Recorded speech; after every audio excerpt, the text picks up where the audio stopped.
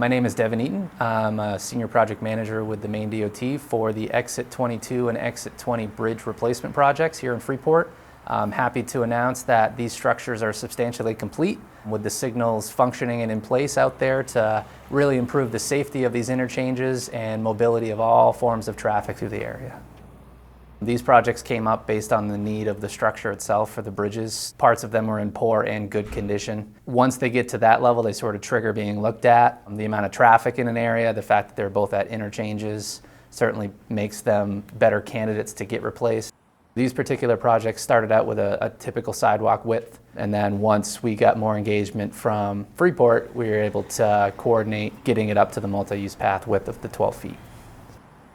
The Complete Streets Committee went to the town council and said, we'd really like a multi-use path across both bridges. You only get to replace these bridges every 75 years. This is our chance. We need to be ready as the town grows to be able to have the infrastructure we need. We raised the issue that 295 cut this town in half. And since that point in time, it's been unsafe for especially kids to try to get from one side of town to the other.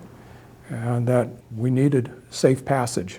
This bridge provided that opportunity to finally begin to reconnect on some level the two parts of town. But that resulted in a request to the public through a bond issue, which was approved. At DOT, we love when municipalities reach out to coordinate with us for adding facilities to one of our structures. It's really important for us to make sure that we're providing a product that's going to get utilized. It's great when we have towns that want to participate and want to be an equal player in a project. There's a nice, healthy interplay, I think, when you have citizens. We aren't always experts. We have our little area of expertise or something we're passionate about. And then staff members who are actual true professionals at this can say, is that possible? Is it a good idea? Is it crazy expensive? So now that you've got a bike ped path on the bridge, what's it going to? The key was you've got to get across 295, and then it opens up the possibilities of connection on the other side. We at Maine DOT have a Village Partnership Initiative program. It's been around for about 4 years, and Freeport is one of the villages that we are working on.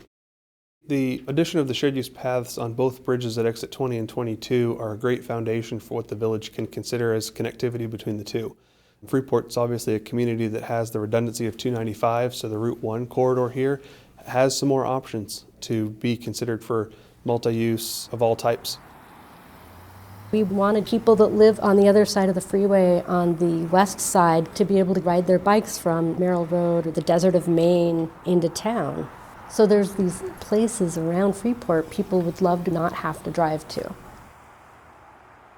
If you look at Desert Road, we've had several new developments, and that road was not suitable to cross on a bike or on foot.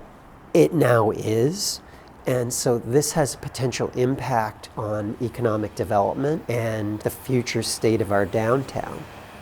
One of the biggest things it's created are these future connections that we always had dreamed about, but they gain energy now. Pine Tree Academy is now connected into the town. The Waldorf School gets connected into the town.